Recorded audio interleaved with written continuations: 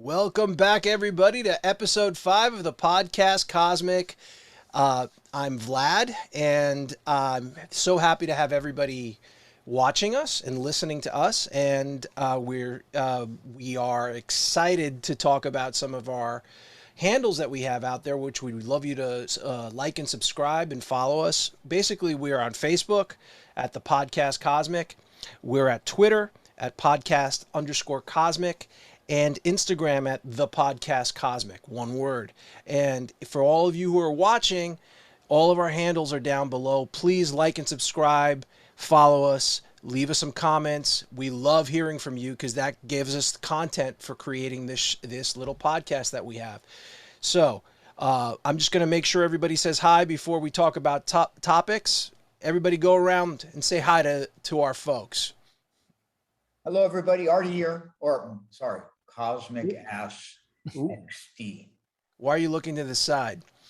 I don't know. I need to gaze enigmatically into the cosmos. Rancor that's coming at him. Yeah, I know. I know you're probably thinking how to spell enigmatically, but okay, that's what's giving you a complex. Is that with an A? Yeah, whatever. Just let it go. Who's next? I'm George, and welcome to episode 5. The podcast strikes back. There it is. Nice. Very nice one. There we go. Yeah, we got a title. Yep. Keith, good to be back. Live. Looking good. That's great. So we have a couple of topics in 3 topics specifically, but there's going to be some interesting things that we're going to do. We're going to switch it up a little bit because we have some hot takes that we're going to discuss in a second. But the main topics that we're going to be talking about today is obviously we're going to be talking about the huge Destiny news that dropped this week. We're going to be talking about Peacemaker episode 7, and we're going to be talking about the Book of Boba Fett, the end of the Book of Boba Fett. Or as I like to call it, the finale. Well, we don't know if it's season finale or a series finale, or it's sort of like some prelude to Mandalorian season 3, which essentially it was Mandalorian season 2.5. But we'll talk about that later. But hot off the presses, we have some hot takes that just dropped today that we need to talk about. I have not discussed this with the gentlemen here, and I'm going to throw it out as surprises. They may know this stuff. Obviously, the big news is that DC dropped its hero tease today of all its upcoming movies in 2022. I had completely forgotten about all these movies coming out, so I just want to go around the horn and see what everybody thought. So I think, first of all, I'm not very excited about the DCEU. Stop. Movie. I just realized. Okay, go on. Yeah, go on. I'm not really excited about the DCEU movies overall. I think they're going to be decent popcorn and fun to watch, but I have a habit of kind of comparing them to the Marvel movies, and I know that's bad, but I have to say two things stood out to me completely during those things. Number one was Hawkman looked freaking amazing. I know it's nothing, his wings just spread, etc. It just looked amazing. And then at the end, what I found really fascinating, they're doing multiverse, obviously. I'm really hoping they go a little further than just using that one actor and versions of him, and have the kind of like wherewithal to use the Flash from the TV series, other Flashes that have appeared on TV shows, etc. They can't just do that. Didn't they show 3 flashes at the end? Are there 3 flashes? But it's all him. I forgot the actor's name. Ezra Miller. It's all Ezra Miller. But I mean, other than that, it's a fun teaser. It's actually a very good teaser. Okay. I'm not excited for what the DCU offerings are. Okay, fair enough. Underwhelmed. Sorry, I'm not Keith. Go ahead. No, go ahead, George. Go ahead. I was just following clockwise. Sorry. That's underwhelming to me. I mean, it just felt like, it was, I mean, other than the Hawkman, which I thought the reveal was pretty good. Doctor Fate looked too CGI'd. It just doesn't do anything for me. Like Batman I'm not excited about Batman. Right. I'm not excited about Black Adam. Maybe it's rock fatigue, but I just have no interest. And even the Aquaman reveal was not much. He has a black costume. Okay. It's just underwater Thor looks like to me. So just very underwhelmed by everything. Mhm. Keith? I have to echo that sentiment. I mean, I haven't been excited about DC stuff in a while, and this didn't really do anything for me. But I do agree with Artie that Hawkman did look phenomenal. Just the costume, the shot, really, really nice. So, yeah, I mean, there might be some fun things in there, maybe. I'll wait for stream. Yeah, I hear you. Did you make out any of the heroes? Like, here's who I made out from at least what the Black Adam, where I was most interested to see different characters. Yeah. Obviously, they didn't show much from Flash and Batman, but from Black Adam, you saw Hawkman, Dr. Fate, Atom Smasher, and I don't know who that the woman in green was. There was an African American woman in green. I didn't know who that I was. thought that was Jade from the Green Lantern Corps, but I'm probably wrong. Maybe that's a good guess, George. That's a good guess. Yeah. But like, I mean, I'm assuming she's going to be part of the what is it, the All-Star Squad or Squadron? No, Squadron would be Marvel. Yeah, she was in Infinity Incorporated in DC, which was kind of the children of the All-Star Squadron, Right. pretty much. So it'd be interesting. That's a good guess. I need to watch it. I've watched it like 3 or 4 times. Maybe I need to watch it again and just really look at her costume. Just watch it for us because we're not going to watch it again. No, I mean, look, it's eye candy, but I have zero investment in it. Here's the thing: you're watching this, you're setting this up as a slate of movies, and then you're sitting there going, "Are they even interconnected?" Because we know the Batman's probably got nothing. I don't want to hear about multiverse in this particular case. It's like you're showing all these things. Yes, we do know that Flash and Aquaman are. They're in the same universe. Yeah. Black Adam theoretically is in the same universe, but you're advertising Batman. Batman is literally an island all onto himself. It has nothing to do with Snyderverse, and you're still kind of going half into the Snyderverse right now, which, depending on who you're listening to, is it still going on? Is it going away? Or what's going on? I just feel like it was nice to look at. Yeah, Hawkman looked great. I don't know all the characters. I thought, look, I didn't mind Pierce Brosnan as Dr. Fate. I thought that was actually kind of cool. Good casting. Good casting, right? Again, as much as I love The Rock, I'm like, of all the people you picked Black Adam to be. It's like, really? Okay, whatever. Okay, let's. And again, I'm repeating the thing about zero investment. So I'm switching over to the second hot topic, which is there is investment in it. It's the big news that all the Marvel Netflix shows are leaving as of March 1st, which means that they're going to, we don't know that yet, but the argument is they're reverting back to Marvel. I think there's going to be news about where they're going to end up. And, obviously now with Charlie Cox, and then now he's kind of coming out and doing even more interviews. And, his willingness to sort of, he wants to play the character as long as he possibly can. They want Good for him. I mean, he was great. I mean, right. And, and the D'Onofrio thing, I personally think that that's the beginning of now where we're going to start hearing about casting again. Because you have D'Onofrio, you have Charlie Cox. I think I wouldn't be surprised if Foggy and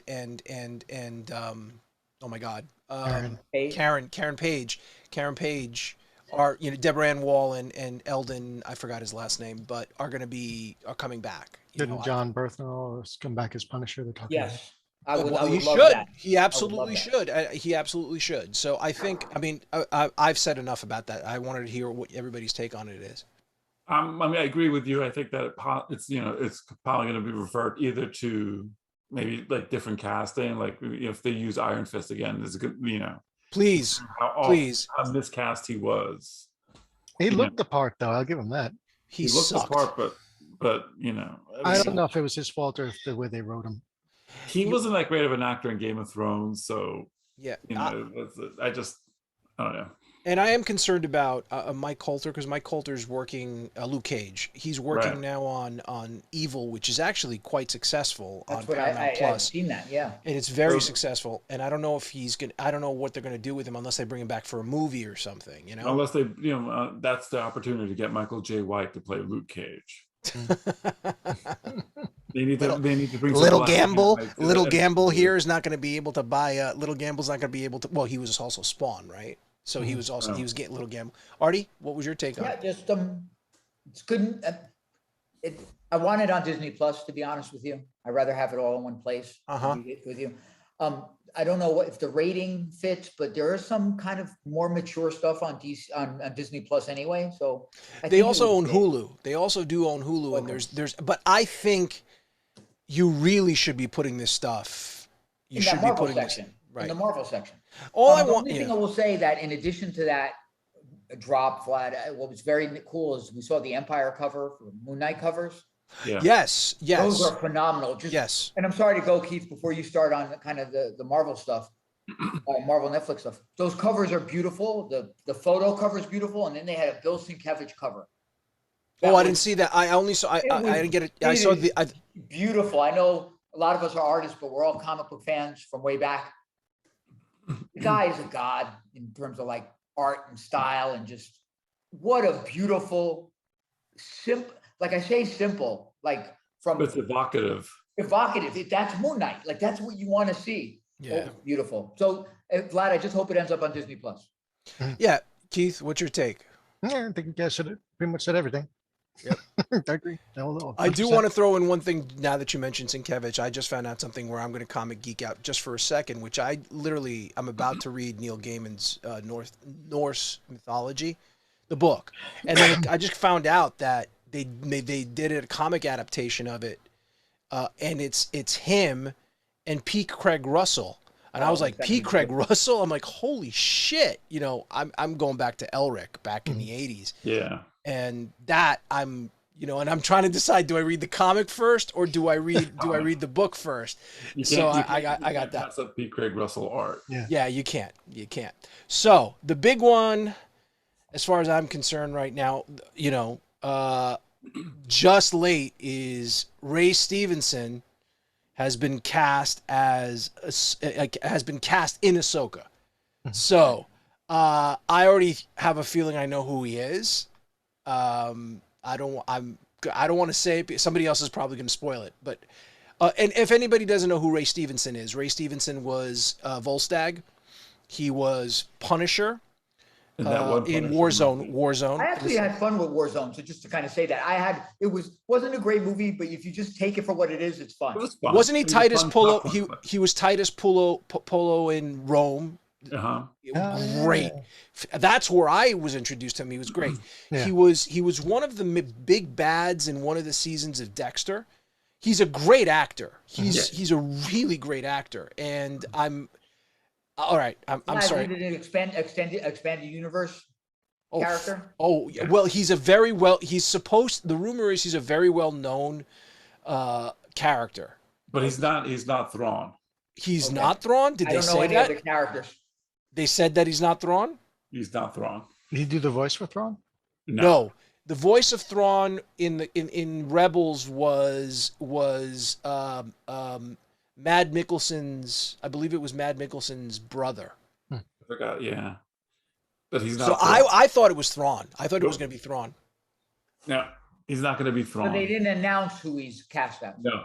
I saw some clips on it, but again, I don't know any of these people that might appear in the show because I really didn't engage that stuff, the extended. You disengaged from that stuff. The extended universe or the expanded universe? Expanded universe, sorry. Well, I mean, you can watch the Rebels cartoon and you'll see who the Right. character is. Right, and if you remember, and what they did was, and this is what Filoni's doing now, is basically whatever was in the legends that all got archived, because Thrawn was post Jedi in Heir to the Empire in the Zahn movies, in Zahn books, and then they brought him back in Rebels, which is pre-Episode 4, right? Yeah. Did they bring him back in Clone Wars or not? No, it was Rebels, No. right? It was in Rebels. Because Rebels takes place before A New Hope. And then towards the end of Rebels, there was a jump ahead where apparently, they're talking that there's rumors that the Ahsoka that you see now in The Mandalorian, that part of that story is intersecting. So because it jumped ahead past Jedi because one of the characters disappears. Ezra Bridger disappears into the nether regions with Thrawn. So that's part of the thing. So that's why Sabine Wren is in it. That's why in the Ahsoka movie, in the Ahsoka show. So I think there's stuff there. So anything else about that before we go? Because I'm going to turn. I mean, look, he's a great character actor, so you know he's going. I'll take him. And that's the thing. It's like I'm hoping that the casting for the Star Wars movies finally gets on par with the MCU movies. I think some of the casting in the Star Wars shows and movies have not been up to par as the MCU stuff. So like this is a step in the right direction. But it's really strange because I feel that, you know, MCU is firing on, you know, movies and TV. You know, they're doing both and they're finding the right rhythm. I mean, outside of Terrence Howard, you know. And no, even now, I mean, they're focusing on that. And I just feel like Star Wars is now moving towards, we're just a television show.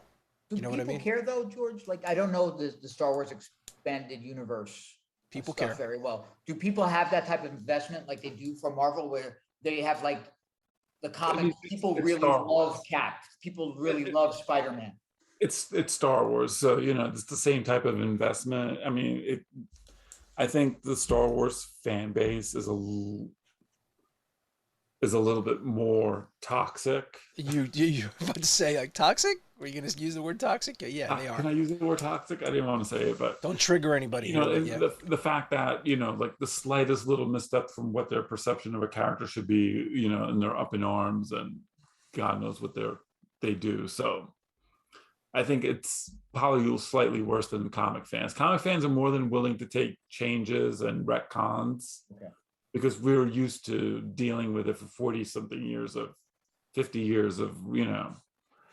Fandom, yes. Yeah, the Star Wars fandom I thought they were pretty, they were okay with Rosario Dawson. Oh, yeah.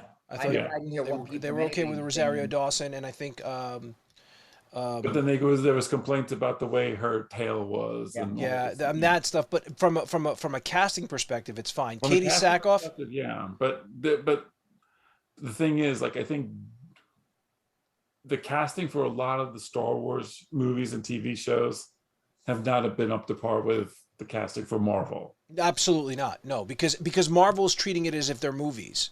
Yeah. And Star Wars is treating it. I mean, you know, the Star Wars movies. I mean, we'll get to it. Right. And I'm going to turn it over to Artie because he's got some announcements to make before he jumps into Destiny. Yeah. So one thing we're going to start doing as of this week is after we publish the podcast on YouTube, we're going to do an art giveaway, head sketch every week. The only thing we ask is that you subscribe to the YouTube channel, like or comment so we can see you in the comments and make a selection, or be a member of the Facebook group and make a comment on the week's video, and you'll get a cool drawing. We'll work on selecting at least one person a week and sending out a cool drawing, a head sketch of a character. Sometimes it'll be colored, sometimes it'll be pencil. We have a couple of artists here, George, myself, and Keith. We all draw. Some of us work professionally in the art world. So please find our YouTube, subscribe, like, and comment. And I think down below. Look in the Googly look down below. You should see all of our social media. So please like and subscribe, and we'll get some art to you guys. You're going to talk about Destiny now? All right. So topic number one. So they've chosen me to talk about the big Destiny Vidoc news this week. Most of us who are following the game know that a big DLC and season starts this month on the 22nd. So we get a DLC drop called the Witch Queen. At the same time, they start this year's seasons with Season of the Risen. So the Witch Queen, so to give you some information that we saw, the Vidoc was beautiful, first of all. Everything they showed was, I couldn't complain about anything. The cinematics look really, really better than they ever have. It looks like there's more narrative detail in it. The skyboxes and CGI for the game look amazing. The supers, the weapons, everything they showed was really phenomenal. And I think most of us are used to that though from Bungie and Destiny. So that's no surprise. So here's some of the things that are happening. So it looks like Witch Queen, the DLC, which should be a sizable game changer if I'm using kind of their perception. It'll be about 6 missions long. It'll be centered about Savathun and entering her throne world, finding the mysteries of why she wanted the powers of the Guardians, because as you know, she stole the power of the light. So this is the first time we're really going up against enemy light bearers, right? In the past, we may have fought other Guardians in the Crucible, but now we have an enemy in the Hive that really have Guardians of their own called the Lucid Brood. So we'll be facing off against them in the throne world. So really, it's the whole point of the Witch Queen seems to be about finding out mysteries. There's supposed to be some serious revelations, maybe about the nature of the darkness, the nature of the Hive, the Taken, and the Worm Gods. May go all the way back to Destiny 1 and be a paradigm shift in kind of what we know about Destiny lore and the story. So it looks like there's going to be about 6 missions. I think the power cap is going to be 1,550 if I'm not. That's incorrect. my understanding is the 1,550 is like the pinnacle, Yes, the pinnacle, the cap. The pinnacle cap. And it looks like what's going to be some new mechanics or new progress they're letting you do is they're going to have legendary story missions that once you complete the story mission, it'll be available in the HUD for you to go and do them directly. The good thing about these legendary missions, they're going to be a lot tougher than the normal missions, but from what I've seen on kind of videos and in the material is that it's going to be easy enough for somebody to still do it solo, but it's going to be a lot harder. Didn't they say something? They said it's not a grandmaster level. It's not Right. a grandmaster. It's sort of like a legend. It's like a legendary law sector. Yeah, expect harder bosses. And it scales. And it scales. Lucid Brood.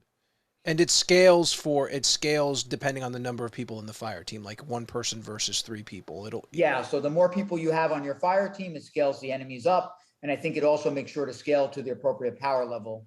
Right. So it's giving you more of a challenge. Yeah. The good news is that in most of those story missions, you'll get double rewards in the main encounters. So if you're doing it on Legendary, you have the opportunity to progress to max power, or at least maybe the soft cap, much, much quicker than you would normally do it. I heard that apparently like there's an incentive to actually do the Legendary, because if you finish the campaign on the Legendary, you get specific drops. You'll get equipment, you'll get armor sets that are going to be 20 light levels above the soft cap. Yeah, that'll be amazing. So like if you grind Legendary to finish the machine, you can theoretically be at 1520 by the time pretty quickly. So you're like bypassing all the grind to get to 1500. Yeah, they haven't announced. We know there's a raid, so people are going to be leveling up to do the raid in the first week when it drops. I'm assuming if we're going to launch on the 22nd, we're going to get a raid preview or a raid commercial. Should be next week. A raid video that kind of teases the raid, which I'm looking forward to. Yeah. So it looks really, really good. I mean, there's obviously going to be new mechanics to enter the throne world and to have vision. So there's going to be a lot of that in the game. George, are you okay? George, are you okay? Because I was just stunned by what I just heard. That's why I was like, okay. I didn't know how to take it at first. I'm sorry. So while you're doing this, right, as this drops, as the DLC drops, the season drops, Season of the Risen. And Season of the Risen is really about Savathun sending her Lucid Brood into the game world, into the world on some sort of secret mission, which we have to uncover. It looks like we made a friend with Kato from the Cabal a couple of seasons ago. And she's going to help us because she has light suppressing kind of technology that'll help us against these powered enemies that we're going to face. And there's a 6-man activity that's dropping with it called Wellspring. And it looks like that's centered around entering an arena. It's kind of an arena horde mode of some sort. And we're all used to this if If we played the last few probably 6 or seasons, 7 right? Yeah. seasons, they've been doing this, and there'll probably be specific loot attached to it. Sure. In addition to that, it looks like there's going to be a new mechanic that they're introducing to kill the Lucid Brood champions, and you're going to have to destroy their ghosts. So anybody who plays Destiny knows if a player is killed, they can be revived or revived by their ghost. So it looks like the mechanic is going to be, you have about 10 seconds in any encounter to crush the ghost in your hand. It looks like a cool mechanic. I do think, to be honest, it's going to get old in games pretty quickly, but I think initially it's going to be pretty awesome to witness and do it. I think these foes are going to be pretty challenging, to be honest with you. It looks like they have a combination of supers and abilities that aren't strict, like, you know what super they're using, but they have it a little different. Like I saw, like the hunter, he's doing a blink and he has, you know, the, what do they call it? The 1,000 cuts super, the fire super, and the fire super doesn't have a blink, you know? So it's going to be really interesting. And they're introducing them also, just so I'm clear, they're introducing them in the campaign before the season, right? Because you're probably going to face them off as you enter the throne. Because those are supposed to be those heroic moments, those mini bosses within each of the levels, right? I think you see them, but I think they're going to be their main, like when you enter the throne world, they're obviously going to be in the encounters, but in the game world, your missions for the season are going to be involved fighting them and stopping them. Okay. Along with the Cabal. So it's like nightmares. It's like nightmares from Shadowkeep. Similar to that, but they're going to be amidst the enemies. So they're going to be like leading powerful enemies, and there could be more than one in an encounter. Fun times. It's going to be very challenging. I want you to think about this, how hard Nightfalls can be. And imagine being pelted by, you know, an arc burn, and all of a sudden you got to run and kill a ghost for an arc wizard witch thing. I'm going to be complaining like all the time. Whoa. Can I just take a step back a second, sir? I just want to make sure about something. Let's clarify something here. Those villains that you're talking about would only be available in the season pass. I believe so. So I'm sure they're going to let people play the first mission, though. They've done that. But we're not talking about the first mission here, sir. We were talking about the Season of the Risen. So I'm just part of the Witch Queen expansion, which is part of the Witch Queen expansion. They'll be in there too. So I'm just for the court, You know where this is leading, Artie. For the record, yeah, I know where it's leading. Let's not go there yet. Let me just finish this because I'm getting to okay. I'm just letting the stenographer know to make a note so we can go back to it. Thank you. Go on. So weapon crafting, we're getting weapon crafting. Now I can't tell where it sits. If it sits in the season pass or it sits in the DLC, but I think it's going to be for all players. Like this is too core to the game mechanic now for it not to be part of the core gameplay. So I'm not sure where it sits yet, but when you get the DLC, you're going to go to I'm not sure if it's called the Foundry, the Forge. That's in the Throne World, right? Right. And what you're going to do is the first weapon you're going to get to kind of test out or learn weapon crafting is the Glaive, which is a new weapon they'll be revealing. And this is a way to customize your weapon. There's probably going to be a new grind for it, but it doesn't look like a very difficult mechanic to upgrade your weapons. And they're introducing what I think is pretty cool is enhanced traits, enhanced perks, which are really going to be as you level your gun up by using it. So you don't have to do backflips or special things.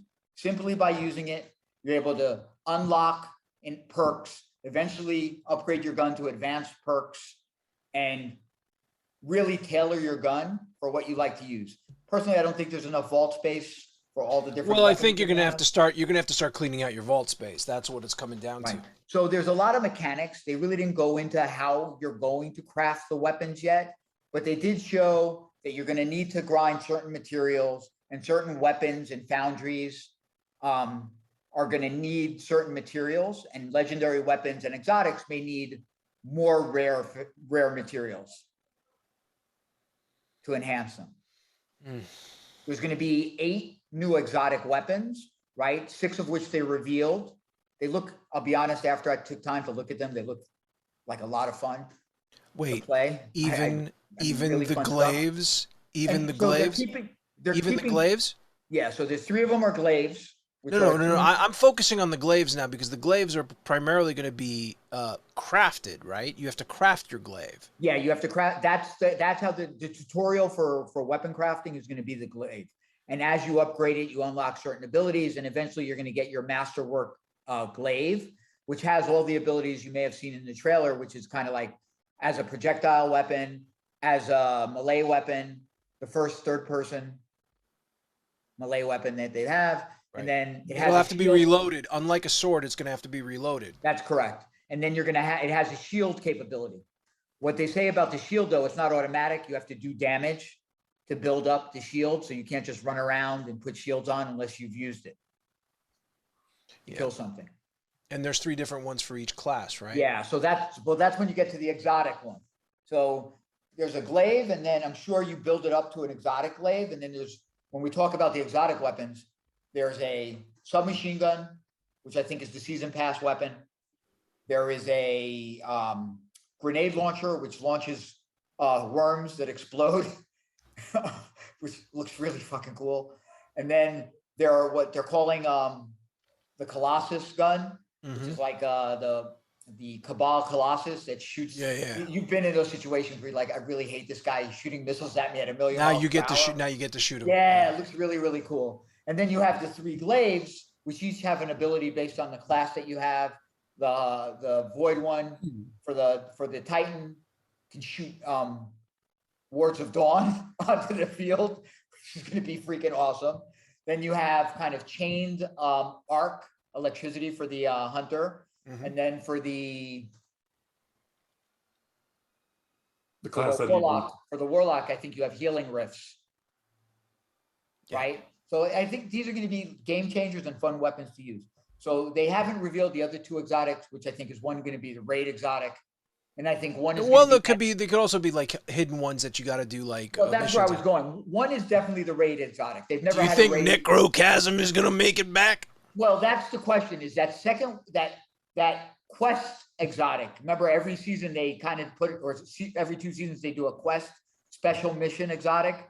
Yeah. I don't know what it's going to be, but that's what they're probably holding on to. But it's reminding me what you're saying. It's reminding me sort of what we had to do with Necrochasm. Remember, because it started off, isn't it like you had to do all these things? It started off as a regular weapon. You had to get all this other stuff to build it up. Was it Necrochasm? Right. And then you had to go in the raid, and a special exotic material had to drop. You had to finish the raid in order to get it right. Yeah, it'd be curious because they always do a weapon, and themed to this. It works theme-wise with the hive here. Right. And it looks like they want to touch on with at least 2 of the weapons we've seen that are exotic, kind of that weapons of sorrow vibe. Gotcha. Right? Because the submachine gun, you shoot it and it emits pellets kind of like that seek out enemies, kind of like, and do damage over time like Thorn. Right. Okay. So again, they're using that weapons of sorrow theme. So I wouldn't be surprised if it is Necrochasm. I would love it. Everybody hated that gun, but it shot so fast. I can imagine what it's going to do in the Crucible. Right. Run it. It's like the worst kind of submachine gun you can have. So, wait, there's a little more. So we got to go kind of to the last piece, which I thought was going to be the most difficult. This is the entire podcast, everyone. No, so we're getting subclass 3.0 with the Void Subclass. Yes. So they're upgrading the Void Subclass to what they did with Stasis a few seasons ago. It looks very interesting. I think it's going to make very interesting builds, very interesting power combinations across all 3 classes. And from what I've read and watched, theoretically, they're saying it's not going to be as difficult to upgrade. So that'll be a blessing, because those of you who know me know that I only upgraded on 1 class because I hated the process of upgrading. How many classes do you run? 1, 2, right? But I really only play my hunter. Before you said like a couple of people, and you mentioned 3, so I think you have all 3 classes. No, so that's about it. I mean, it looks beautiful. It looks exciting. I'm worried about the grind. Like, you have to grind for materials here. You have to grind for materials here. You have to grind for a subclass. You have to grind for weapons. But it looks like you get a lot out of it now. Like, you're going to get a lot out of the weapons crafting. Like, they have foundry perks. I forgot what they call it, traits. So if you get a gun from a certain world, it's going to have a certain perk pool and a certain intrinsic perk to it.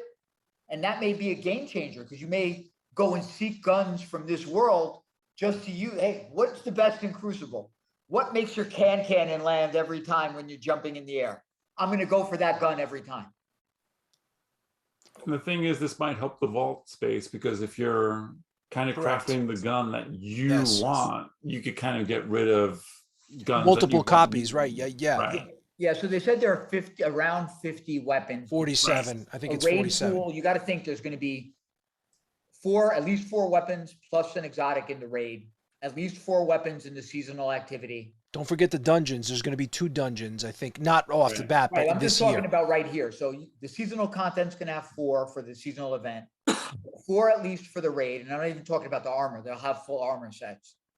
And then there's going to be world pool weapons across the board. And they have to have done at least 2 to 3 Crucible, Trials, and Gambit weapons. They cannot get away with not having new weapons in each of those pools. All right, so there you have it. What are your thoughts, hot takes? Oh, I've already pre-ordered mine. Oh, So did I. I'm most excited about Void 3.0 because I like the fact that all 3 classes are going to have all the same grenades. Yeah. So, having a warlock able to use like a disruptor grenade or something is interesting. And of course, you could use those against the new enemies in PvE, right, to stop, suppress their abilities. and they have some new things too, George. I don't know if you watched like some of the videos. I know you saw the vidoc, but if you noticed it, there was a scene where there's a Titan running. He's not in his super, and he throws his shield and kills like 2 enemies. Right. Like we've never had like that before. Like that to me is really cool. And I don't even play a Titan. Yes, you do. I watered Dawn to annoy people in Crucible. Keith, what was your take on it? I'm sorry. We have so much to talk about. Yeah, no, I'll keep it short. I did something I don't usually do is I pre-ordered. Sorry. You did? Yeah, I'm going to play it. I mean, who am I kidding? So I pre-ordered it. I'll play it. I'm looking forward to seeing what changes there are. I know it's going to be grindy as hell. I'm worried that I love the idea of crafting your own weapon, but I'm worried that it's not going to be nearly as good as we'd hope, especially if it's if the indicator was the helm, and their little, you can get the weapon that you kind of want, by using the helm system, which you couldn't. So I don't know. I mean, I have a mixed bag about it, but overall, it's new stuff. I'll be playing it. You guys, since I know George and you will be playing it. Too bad Artie's not going to join in, but we'll have our fun.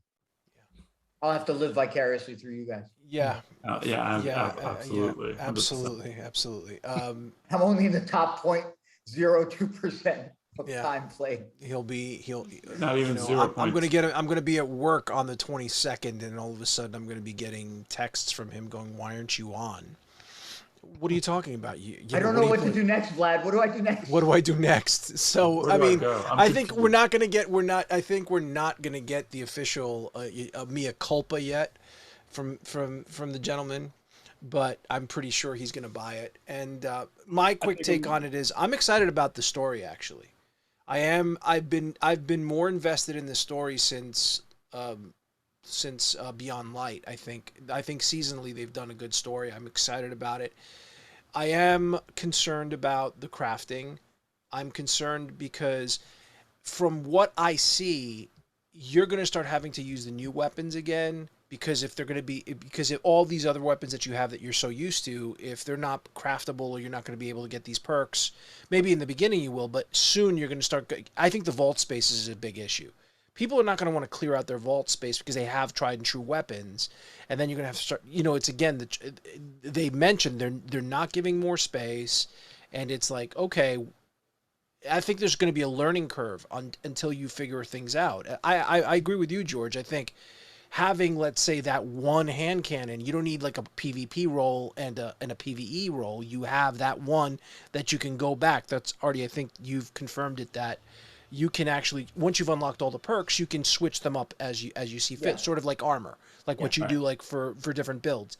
That's great, but there is a grind to it. There is. I mean, But there has to be a grind. I mean, it is Destiny. But who am I Yeah, but if kidding? you I'm going to remember do it with your- 3 characters. I'm going to do it with all 3 of my characters. I Remember will. Destiny 1, you had to unlock your perk pool over time. Some of those took a long time. Even with the character, when you start off your character, you had to keep using jump to unlock double jump. You had to keep using this, and so it's almost like they're kind of reverting to that type of, and also the customization too, because Destiny 1 had a better customization for your character. Yeah. And versus 2. And to Keith's point, I just want to mention that I am concerned, especially when you're talking about, everybody made a big deal about transmog, and that was a shit show. That's what I'm concerned about. I'm concerned about it. You can't make But they it didn't that. monetize this at all. Well, they didn't monetize it, but the grind. Yeah. Initially in game, I'm not even talking about buying synthweave or whatever it was separately. It was so ridiculous. The curve to just try to get some of those bounties completed was ridiculous. Well, I mean, the thing is, it's like the bounties were like something you did during the course of the game. If you just picked it up and forgot about it, you'd be like, but but the whole purpose is people want to outfit their characters a particular way. I know, right? But the thing is, not every armor piece looked great. Yeah. So there were certain ones where I was just like, I don't need this shit. Right. You don't want everything. 2 things. One's a thought, and then one is I want to make a prediction and hear your thoughts on that. The first one is the enhanced perk give you up to a plus 20 in a stat. That's more than they've ever given now. So that's really going to be a difference. Now you only get plus 10 with a masterwork. Right. So you need to think about that for Crucible. Like anywhere else, it doesn't really matter. But in Crucible, something with like an aim assist plus 20 or a reload plus 20 is a big difference when you're going against it and you don't have a masterwork item like to compete with that. What's the other point? The other point was this. I have a prediction for the end of Witch Queen. I have a picture that a friend is going to come back and eat her up and take her power. Cool.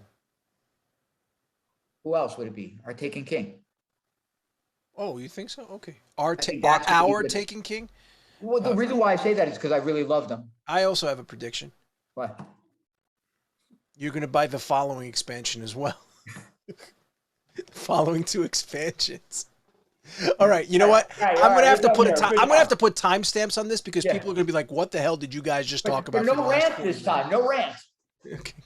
No rants. That's great. That's wonderful, Artie. Just so. Thanks for everyone for being on the podcast. Thanks for joining the podcast. Thanks for watching our viewership go. No, Artie, thanks. That was great. And really well done. And we'll raid together in the Witch Queen.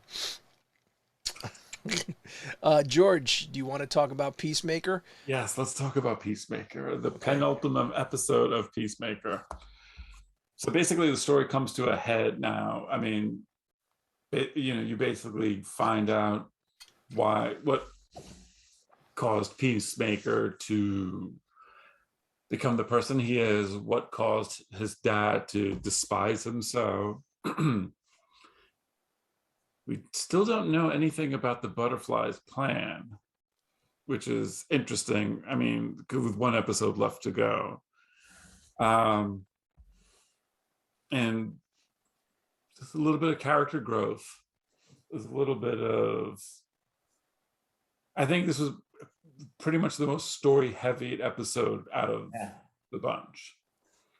And I think like a lot of everyone initially enjoyed how raunchy it was, how irreverent it was. And as it got on, it just became more of a basic superhero story, with all the pathos that involves. I mean, it's a surprise. It was an okay episode for me. There's a lot of character moments that just seem so stupid, and it just like happens to serve the story for whatever particular purpose, So I don't like getting to spoilers. Vigilante dropping that grenade really close to himself was kind of dumb. Yeah, and I thought he was bleeding to death. That's what it felt like to me, right? It looked like it. I thought he loss of blood. The hero moment for him, don't you think? Him? Well, later on in the fight, but like that was like I don't understand why, like, you know, he would do something that stupid, but just to wound him and to get the car where it needed to get, and then have to pee with his pants down because he doesn't like anything touching his ass. which I thought was actually his characterization fucking drives me nuts though. Because it's just like all over the map, and like a lot of the jokes do not land, and it kind of kills like the mood of the scene a lot of times. And I think that's like done overusing like a particular character trait, and he's overdoing it. Butterfly Mern deciding to like jump out whenever he's surrounded was like kind of dumb.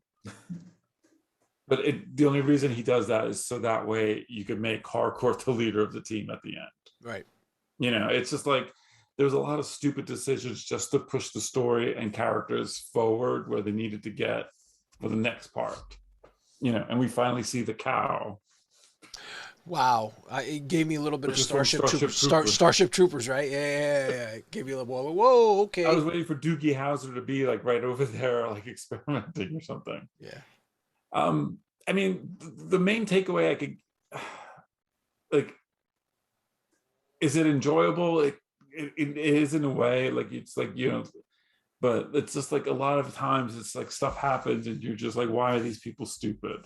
But the thing is, the cast is really great. Yeah. I mean, like, you know, like they take what's thrown. Cena is fantastic.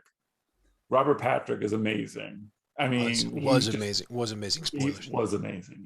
But he oozed like sleazy. Yeah. You know, evil. So he was, you know, and like with the mullet, no less. And with the mullet, and he had a worse one when he was younger. You see the vinyl collection they had at the beginning? Were you looking at? Oh my God, I was looking at that. I was thinking of you, Vlad. So Rock and Roll Over, House of it was Theater of Pain. Those are the two that I saw. I forgot what I was trying to figure out which turntable they had. Turntable. Yeah.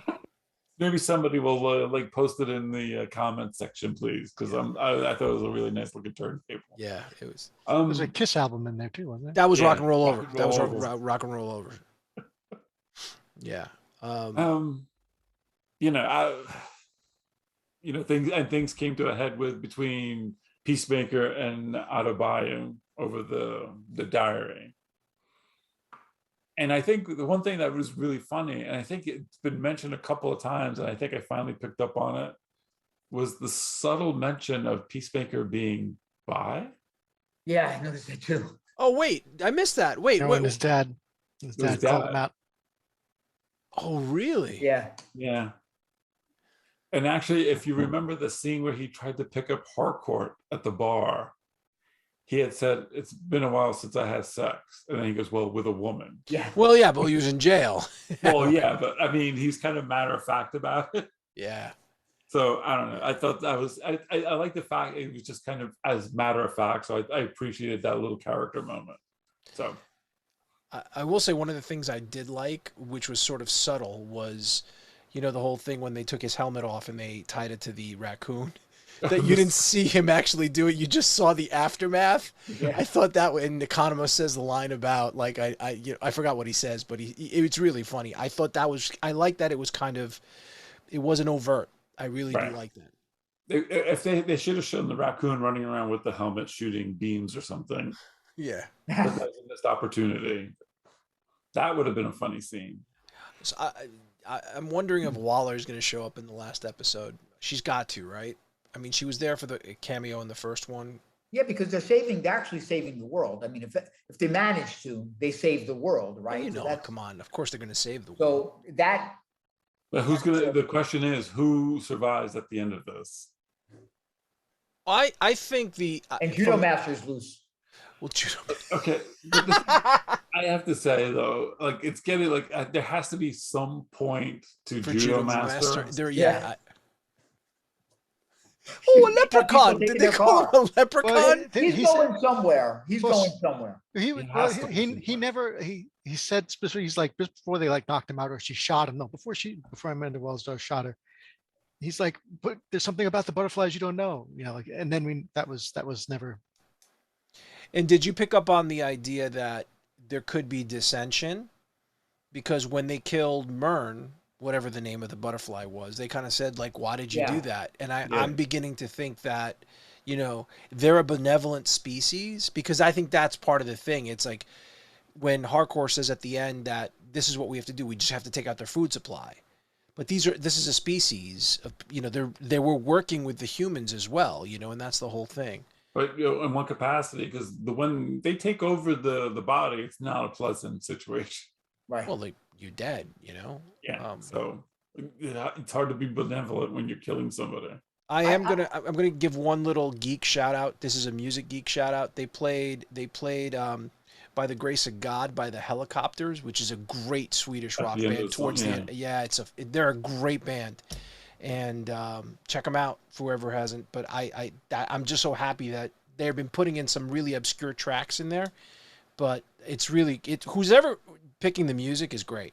I gotta tell you. Well, except for Pretty Boy Floyd. Oh yeah. And there was Kicks in this one, right? Or Kicks was in this one. Yep. You know what scene I really enjoyed? I enjoyed when they got to the veterinary clinic. I had fun with Vigilante and the gun. That was really well done. The whole scene with the veterinary clinic staff, the veterinarians, was funny. And even with them leaving and them talking, And what was the thing that he was okay with but not okay with? He wanted to kill them, but when they tied them up, they had to make sure that the tape was not going to stick to their skin. And he was worried, and that was his problem, right? That was that he was more concerned about that. He wanted to rip off skin when they took it off. I like that stuff. I enjoyed it too. I think they did more storytelling. They actually gave his origin story some. I don't know if the right word is pathos. No, they did. They've been building. Yeah, they've been building it. The reveal was a long reveal. That. To get to this point, but it was just kind of like, okay, surprising. It was just it just seemed like it was the most obvious route for them to take. Yeah, but here's my problem, and tell me if you guys agree. I don't get to say, how is he a superhero or super agent? He has no skills or combat ability whatsoever. Who, Vigilante or Peacemaker? Well, Vigilante's kicking everybody's ass. Well, Peacemaker, that's the whole thing. I think he fell upwards. He fell upwards, and I said at the last cast that I think once he killed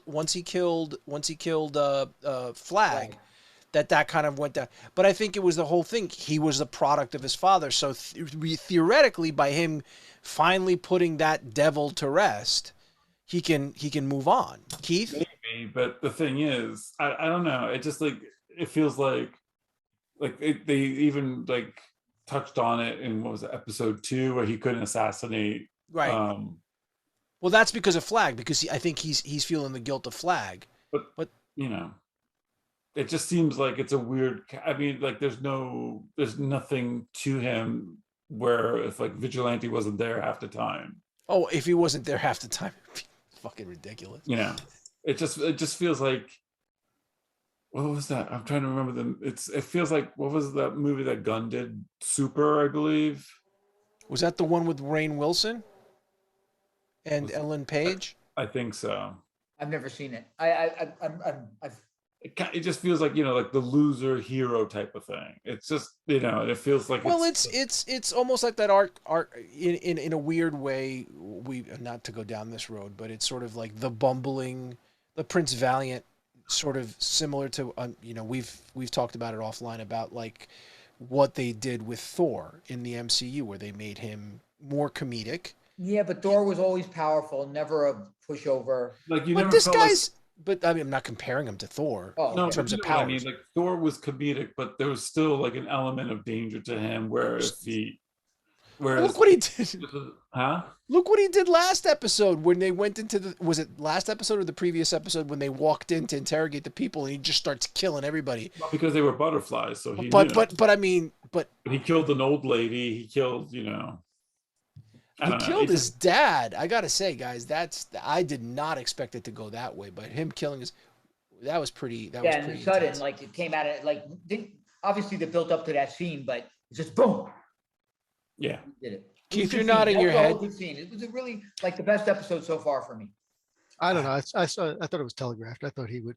I was just like, yeah, he's going to shoot him. I kind of saw it, but I thought it was good. I mean, they developed it to the point where, yeah, that's what he should have done at that point. I think that's what it had to come down to. I think it's going to affect him. Although I don't. Again, they had to kill the Keith character. You know. Yeah. No, but I enjoyed the episode. I thought I He liked took what the they're going punch. with it. Yeah. He couldn't take that punch. Uh, as to Artie's point, yeah, he's not very super heroic. I mean, yeah, he trains, he could shoot, you know, but his dad's stuff was what made him like a power. Um, I'm curious to see that if that's now that his dad's out of the way, if he's going to take that over, can he do anything with it? I mean, his dad didn't seem that smart where he could create like otherworldly tech either. But Wait, maybe there's something one side we haven't seen of them yet. So I don't know. Hit a pocket dimension, Yeah. flying around in a suit. well, yeah. like- Where did he get all that? Hey, and George called it about the weak spot, right? Well, yeah, and Oh, yeah. that telegraphing. You're absolutely Oh, yeah. right. Yeah. So I mean, overall, it's fun. I mean, it's doofy. It's dumb. It's a dumb kind of fun show. I'm enjoying it overall. I mean, there are lots of loopholes and things, and that you're like, why? Like George pointed out, it's just kind of dumb things that they're doing to push the story ahead, and it's fine. I want to see where it goes and where they end it and how they're going to kind of wrap it up. So next week is going to be fun, I think. Who dies next week? What? I don't know. I don't know if anyone. If I think Economos, I'm going to say Economos. I think Economos. I think Economos. You're going to take him out. I think Economos is going to get taken out. I think my goal. dies. Well, I'm sorry. What? Who did you say? I'm No, I don't think Walla's going to dies. die. No. Her daughter. I mean, that would be pretty messed up if her daughter dies. But part of the whole thing. I mean, you know, there's certain payoff, which is obviously everyone's expecting him to get together with Rancor because obviously she's developing a conscience about it, right? Mm-hmm. And you know he's broken down that relationship. Him and obviously he had the relationship with Vigilante. He's gotten a better relationship based on the music with Economos, right? Hardcore and him are thawing out. There was sort of that, you know, he's 15%, he's 85% shithead, 15% not type of thing. So the only person that is unresolved is I can't say her name. Adebayo, which is probably like the key relationship between the two of them, right? And that's the big one. I think that has to be resolved. But if they lose anybody, it'll probably, I would hate to say it, it's Economos. I hope they don't lose anybody. But it's Suicide Squad 3, so I mean, Mern, you know, that was the, you know, I think I said it to you guys. I am enjoying it. I'm not enjoying it like a Marvel thing, but I'm enjoying it in terms of when I'm comparing it to sort of the consistency of this next show that we're going to talk about. And that's sort of the segue into Keith taking us down the road of Mr. Fett is that I feel like, yeah, this was a culmination. This episode was a culmination of the character development and sort of there's a through line. It might not necessarily be great, but there is a story that's being told that I feel like they've thought it out. You know what I'm trying to say? Even if it's not the best story, they've thought it out. I mean, again, I'm not trying to say anything about, I'm not trying to betray my feelings about Boba Fett, but Keith, would you like to tell us about this? All right, hold on. I got to put the glasses on. It's fine. Well, first off, I'm going to say that I'm happy that they made it. I'm happy they're making Star Wars stuff. As a fan, it's like, that's great. It's super happy. It's awesome. Am I happy with the show? Nah. All right, let me go to the pros. Great CGI, great effects, great production, beautiful set pieces. My next favorite thing is Fennec Shan. I love that Ming Wing. With the best character in the show, I think. You know, smartest, badass. Love that she assassinated all those guys at the end. Fantastic stuff. And that's about it. Let's go to the cons. I have a final battle. This was bland, boring, dumb as hell. I mean, did they use any tactics at all? Why ride a Rancor when he could have got up into the Slave One and just shot everything from the sky? Vague resolutions. I mean, just kind of left it kind of open. After all that, they're like, I don't know if I want this. What the fuck were you doing for? The end credit scene. I mean, not much of a cliffhanger. It was that van. I don't know. Cobb van. Cobb van. All right. And then let me just talk about the battle once more, because this cracked me up. they're all hinging on like, oh, if we don't have the people of Freetown, we're screwed. And when the people of Freetown come in, they ride in like a bunch of space rednecks on a fucking pickup truck. What the fuck? I mean, I was like laughable. I was like, what the hell was that? Oh my God. So, and then the other part was, I thought was funny that I think they even realized how bad the space Vespas were, because they destroyed them all, I think, in that whole battle. Yeah. The Rancor, I mean, yeah, I loved it. It looked great. Very cool, fun stuff. Grogu coming back, that was kind of like a no-brainer. I think most have figured out that would be the case. The only thing that I think I would like to see out of it all, I think like if they start the Mando season 3, like they should be set up in Boba's palace. Like he should be they should be like, that should be their base of operations at this point. I think that would be kind of cool. Like they start a new bounty hunter guild, or they start some kind of. I don't think he wants to be a bounty hunter anymore. Or whatever he's doing. Yeah, I think it's a good starting point for things to kick off, and it would kind of like at least give Boba a little bit more, maybe hopefully more interest or something. But yeah, that's my basic breakdown of it all. I mean, yeah, I'm glad I watched it. It was kind of, but it's like it was. If you had to give it, if you had the whole series, 7 episodes, if you had to give it a rating, what would you give the entire series? The entire series, probably a 5 out of 10, maybe. Wow. with the Mandalorian episode number. Only the 5th episode, really, to me, was the one that stood out as really, really well done. Which would be like, I would give it a 7, 8, or 8 out of 10. Okay, but that's my take. Yeah, I'd give it a 4 or 5 the whole season. And look, I think I agree with you, Keith. I'm glad they did it. I enjoyed it. I'm glad I watched it. Obviously the Mando episodes stand out, but again, it ends. It seemed like a really long episode, to tell you the truth. It was the longest episode of the season. But the thing is, they're chasing the idiots down the street. You got 2 droids as big as houses that can't shoot through a wall to kill them. I get it, because if you watch the original Star Wars, sometimes the blaster fire is going and it's missing them on purpose. You know how stormtroopers never hit anything. So you give them that, but it was just no threat. There was no threat. And then where I thought it really failed, there's no gravitas to anything. So you get Cad Bane. Oh no, Cad Bane, yeah. Cad Bane. He comes in at the end, walks in, they have a standoff, they have a few words, but it's not earned. It's not earned, right? You can know all this history, but it's not earned in the series, where they could have had 2 episodes developing feints and fighting each other and then having the standoff, right? Hurting each other. And then now it's two of the best fighting. That never happens. And the Pike Gang is just a joke. Like Keith says, these guys roll in with blasters sideways into the scene. Pew, pew, pew, pew, pew, pew. It's silly to the point that as much as we suspend disbelief, all of us do it. We love these movies. One of my favorite movies is Brain Smasher: A Love Story, right? So you can imagine the backflips I go through to enjoy a movie. I look at it and I go, it's not worth it. It's not worth me suspending disbelief to enjoy this. Well, it's even because you have scene, because you put Star Wars at a different bar. Like the Rancor scene seemed completely out of place to me in Star Wars, to tell you the truth. I didn't mind that. I didn't. Not him riding in and fighting it. The aftermath. I called it. Or running around like I called it. I said you're going to see 2 things. But him riding in. So obvious. There was Chekhov's Rancor. But the aftermath of it bothered me. Is like, okay, he's running around the city. I had a problem with that. That's my problem with it. It's almost like, oh, and by the way, we're going to throw this kitchen sink at it. It's one thing if it's there to do something. No, but now it's turning on its on its allies.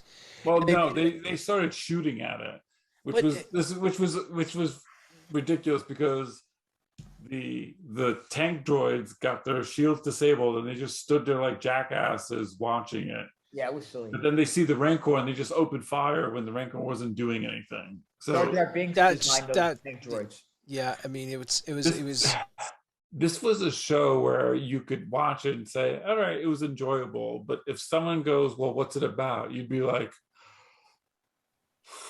It's about the Mandalorian reconnecting with Grogu. Well, let's talk about that. Okay. see, like for me, I think to play off of what Artie said, Cad Bane should have been introduced earlier in the season because there was absolutely no central antagonist.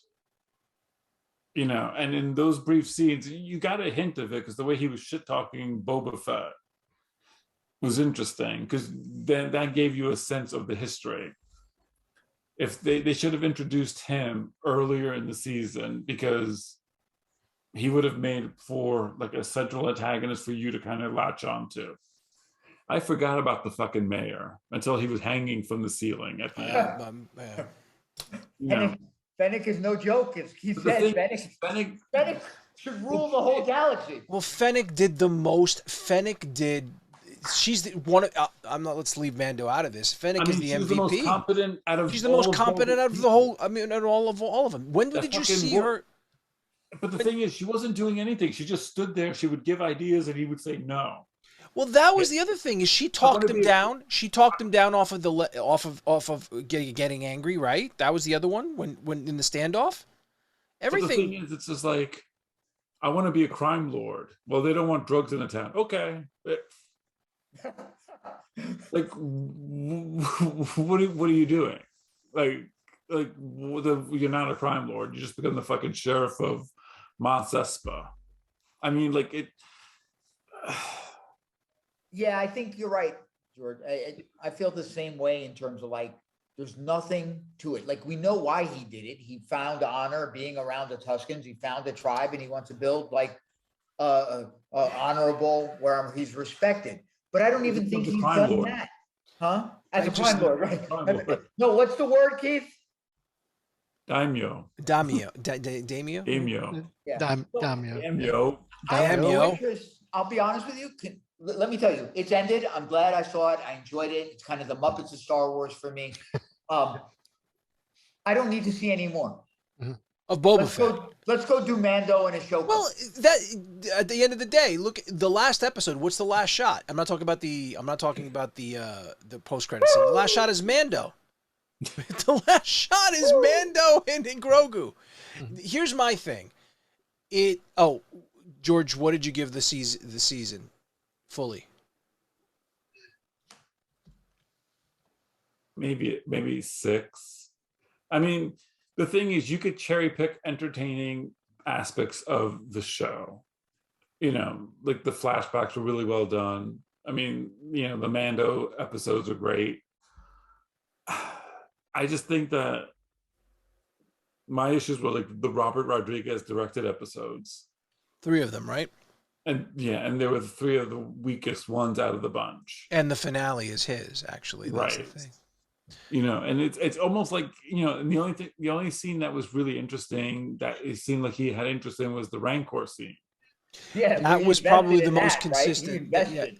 That was like kaiju. That was a kaiju fight. You know, that was really that's what it was. That's totally what it was. But and it was like an ode to King Kong. It was an ode to King Kong. Well, they had the nods back to Jedi by him biting the pike, all the swiping of the stuff. It reminded me well, you gave it about a 6. Yeah, I mean, because like, there was some really interesting stuff that they had throughout the season that kind of outweighed the bad. The bad, I think, a lot of it.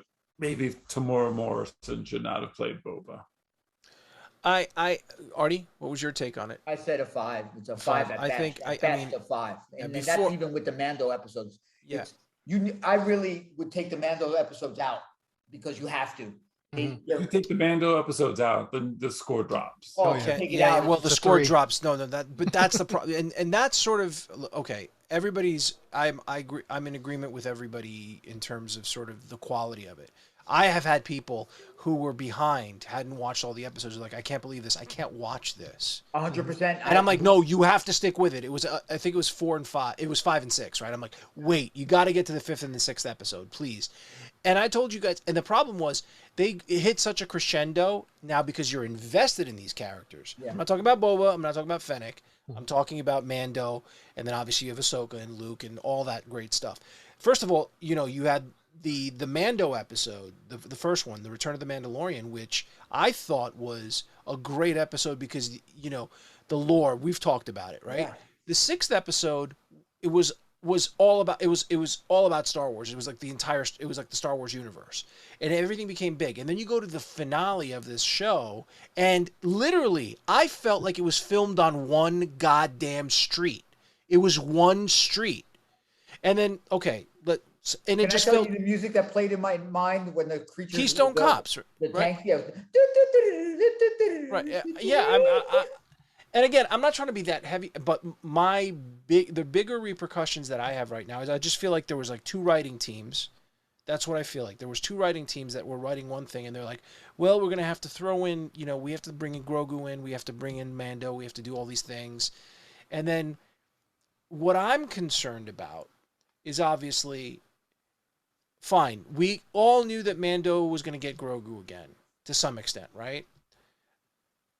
So does everything that just happened make what happened at the end of season 2? I mean, no, it had to go that way. Those decisions had to be made. right. Yeah. It has to be made because you can argue now that Luke's hubris, you could, because him saying you have to choose one or the other, right? You have to choose one or the other. You have to choose the lightsaber or the thing.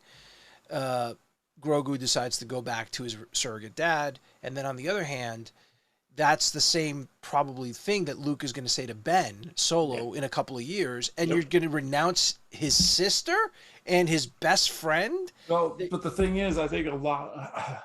All right, I think we're going to go down the Star Wars rabbit hole here.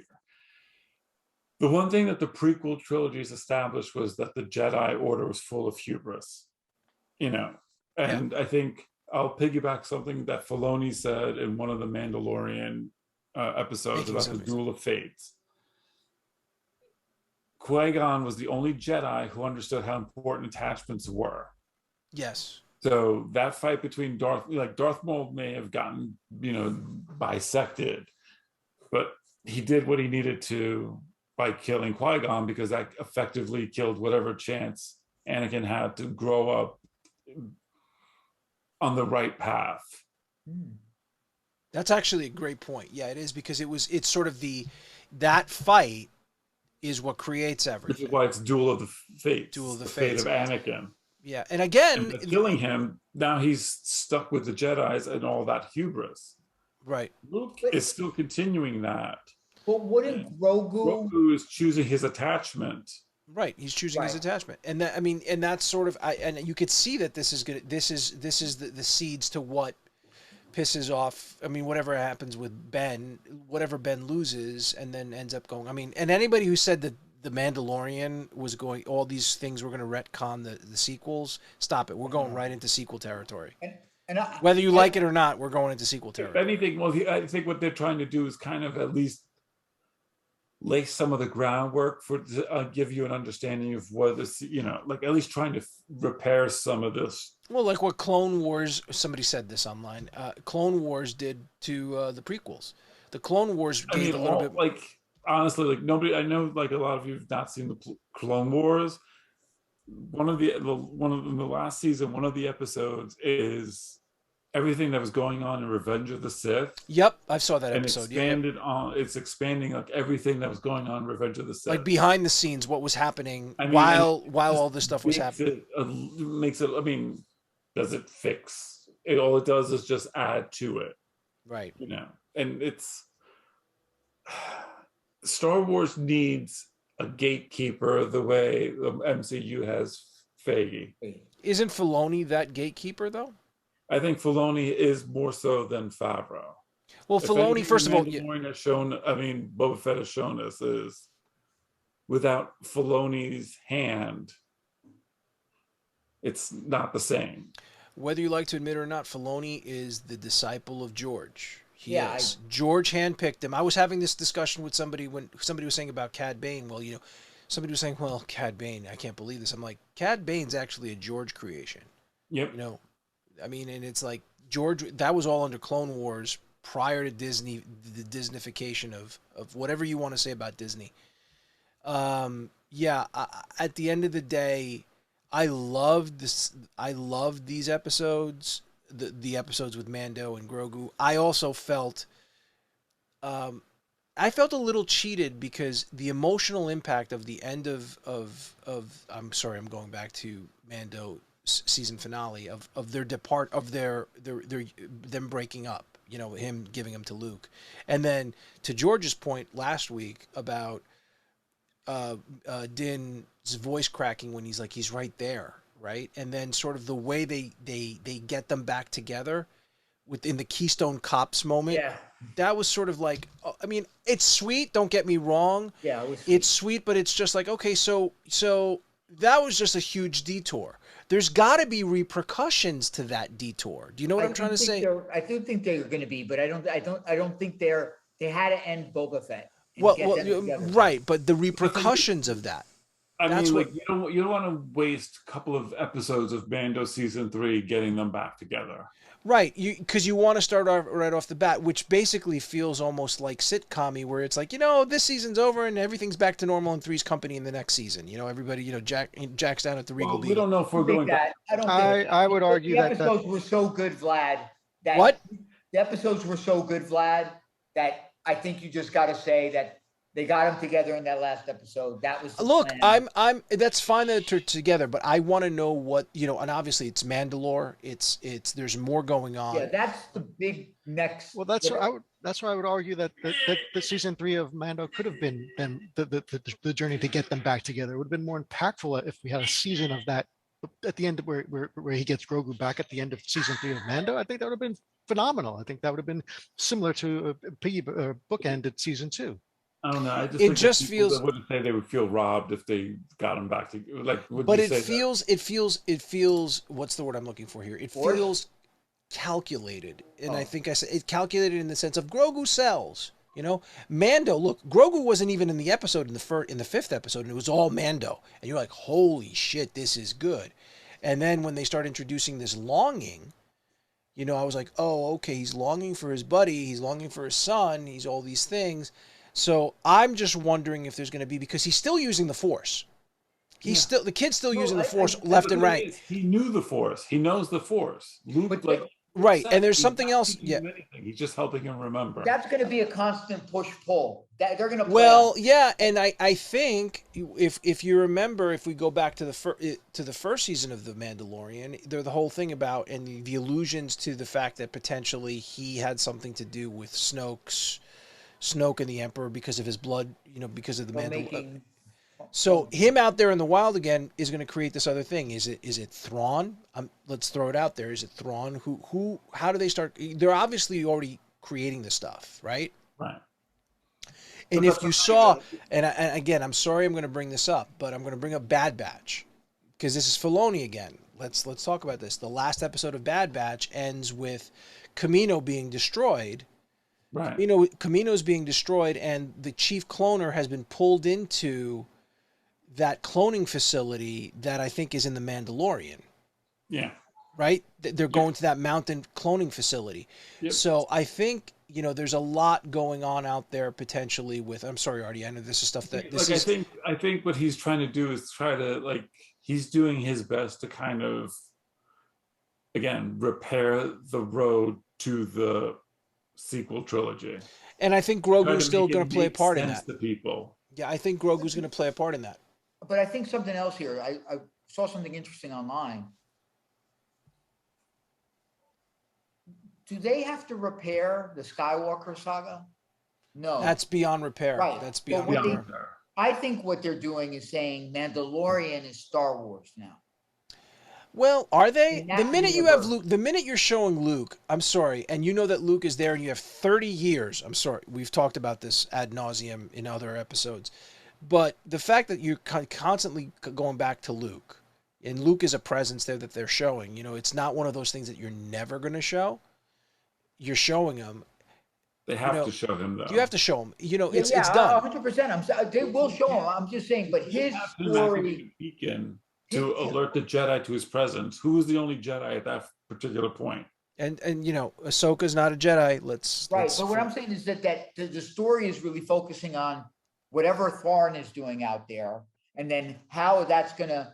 Now you're gonna have a new bunch of heroes that are engaged in that, and that's what Star Wars is now. But then, well, again, if you're focused on this particular time frame, and you know that Han, those guys still Chewie exist. that's one thing. You know, go back, and again, I'm not saying that they shouldn't. I mean, that's the problem that I have with sort of where Lucasfilm is right now. You're focusing on. You have like what, 3 timelines? You have 3 timelines. You have everything post Mandalorian, which post Jedi, which is obviously the most important period for most fans. They love that period. Now you're still focusing. Bad Batch is still pre New Hope. Pre New Hope. It's actually right. It's between it is, and now imminently we're about to do Obi-Wan. Don't get me started on Obi-Wan. Don't get me started on Obi-Wan. I mean, got the teaser. Yeah, we got the teaser about that. We'll know more once we've seen a trailer and stuff like that. My only thing, and I'm saying it now, and I will say it on every podcast we talk about Obi-Wan. If Obi-Wan meets Vader face to face, that's a retcon. It's game over. It's game over for me. No, yeah, it is. Yeah, I think there's. Okay, so this is gonna have to go. I think it's Rebels, where they mentioned something where they could possibly get away with it. What with the time? Because apparently there was a rumor going around, so basically, like the characters in I think it was Rebels, that Vader had managed to capture a powerful Jedi, brought him to Mustafar, and they had a fight, and Vader killed him there. But what if it was Obi-Wan, and he thinks that, because remember he thought that Obi-Wan was dead. The only way he would think Obi-Wan was dead is if he killed him himself, right? Did he think Obi-Wan was dead? Yes. No. What's his name thought he was dead? Everyone thought he was dead. Yeah, because I mean he disappeared after. Yeah, I mean. Right, but the thing is, Vader would be able to feel it. So again, I have a huge. If it ties into Rebels in that way, that's a retcon. It's such a retcon. I'm sorry. You're taking away the power of Vader seeing Obi-Wan again for the first time on the Death Star. When I left you, I was but the learner. Now I am the master. Anyway, I don't want to get it. We can talk about that for hours. Before you go, we're interested in that show. When does that show drop? May 25th, 45th anniversary of A New Hope. So. One of the 4th. Not the 4th. Yeah, I have my March 4th. March 4th is Batman. Okay. March 30th is Moon Knight on Disney Plus. I can't wait for Moon Knight. Okay, yeah, just I can't. And Obi-Wan is May 25th. Mm-hmm. And I'm not sure. We're getting Multiverse of Madness before that.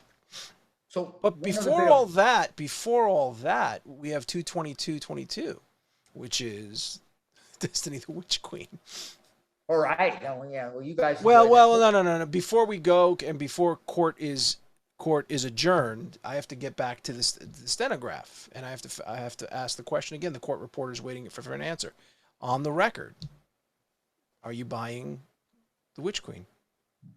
Probably. Okay. I'll be playing with you day one. One thing. Wait. That way we can't revel in this for a second. Regarding Star Wars news, toy news.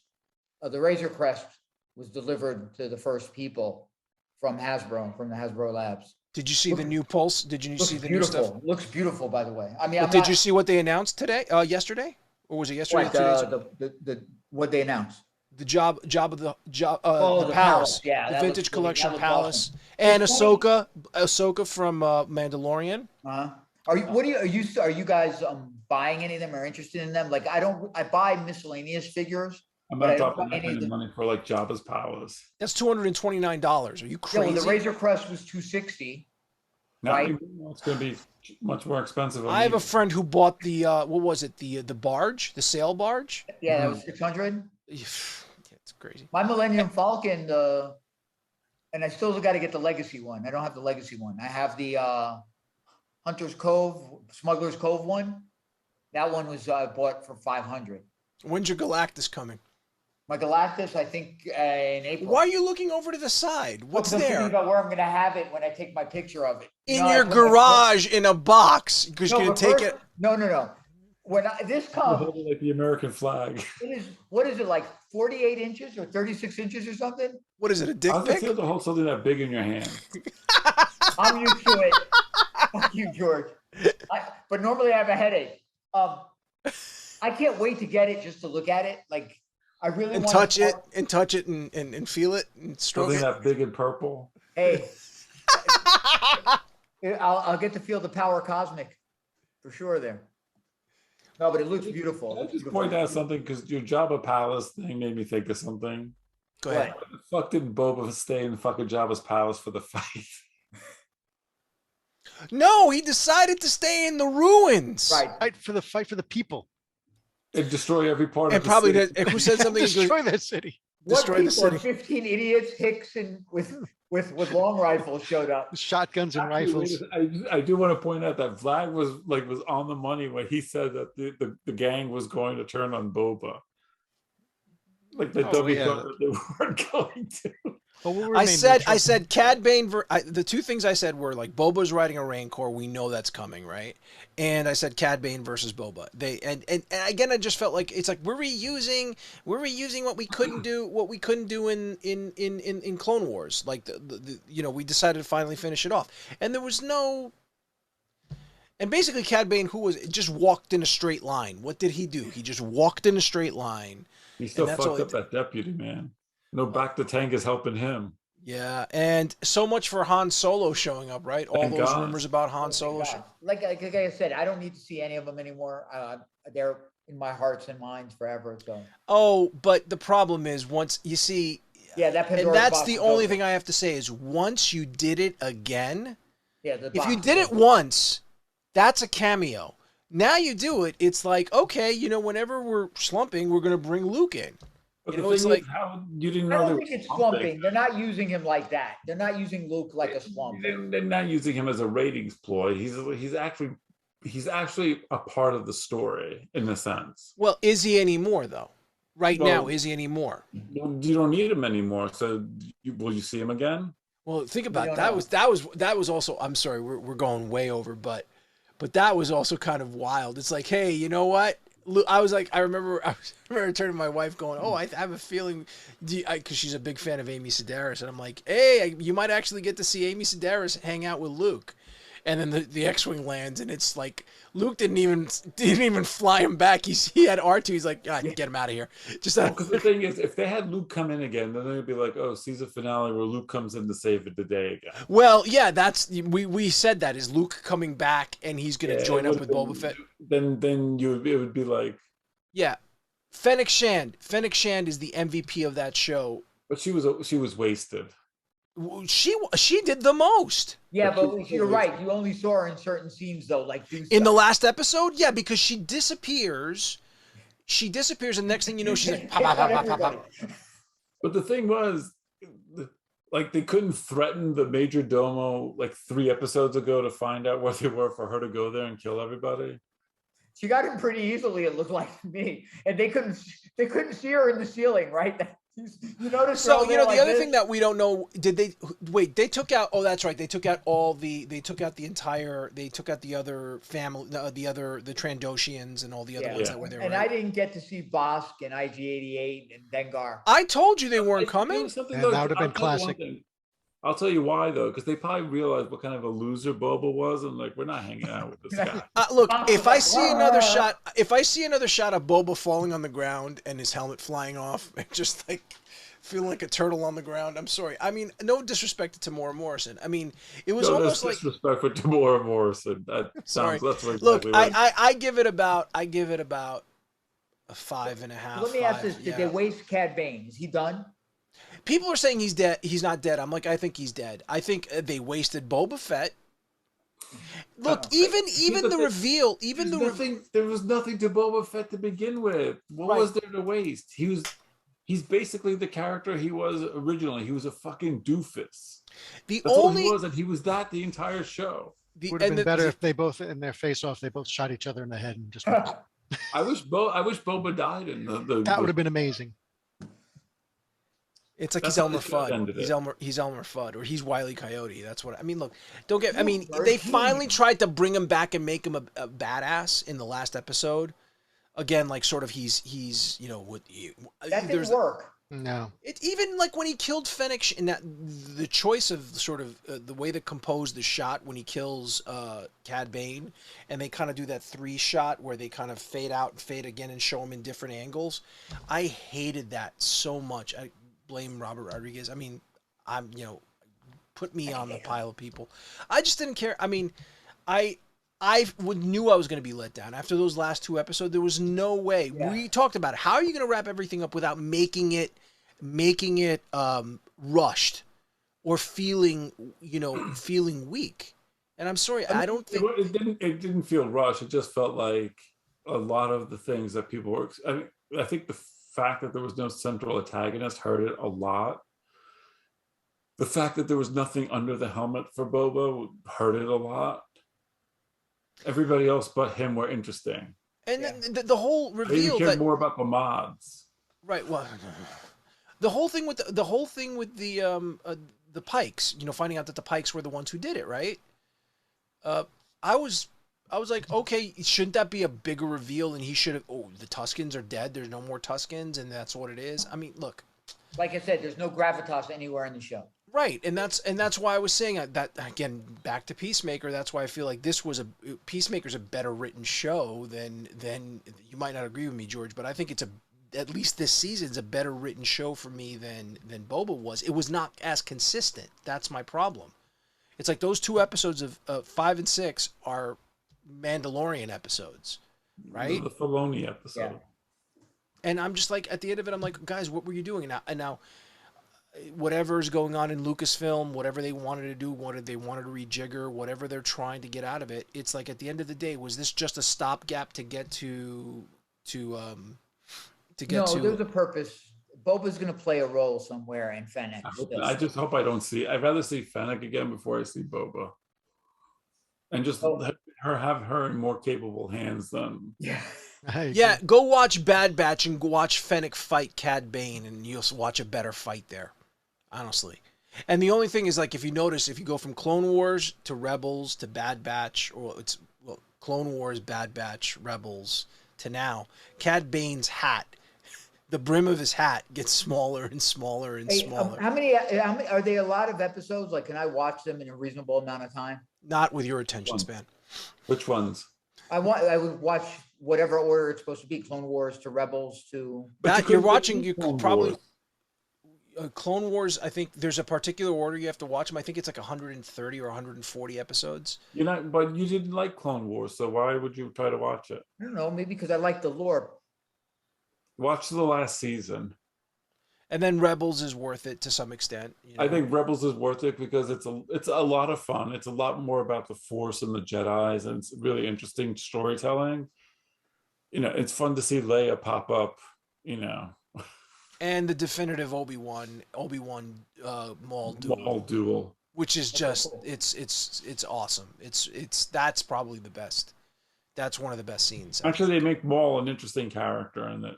Yeah, don't get me started because we could talk about Obi-Wan and and I don't want to go down that road. So this is our super. Ben, old Ben. Old Ben. Yeah, he lives out beyond the Dune Sea. He's kind of a strange old hermit. All right, so are we signing off now? We're going to sign off because I think we've gone way over, and I think we've lost everyone since. Yeah, I just want to remind folks about the art giveaway. So please, like and subscribe on the YouTube, and please, if you do, join our Facebook group, the Podcast Cosmic, and hopefully you can win some sweet art. Yeah. So I'm going to play us out. Thanks, everybody. As already said, like and subscribe. Love us. We love you guys. Take care.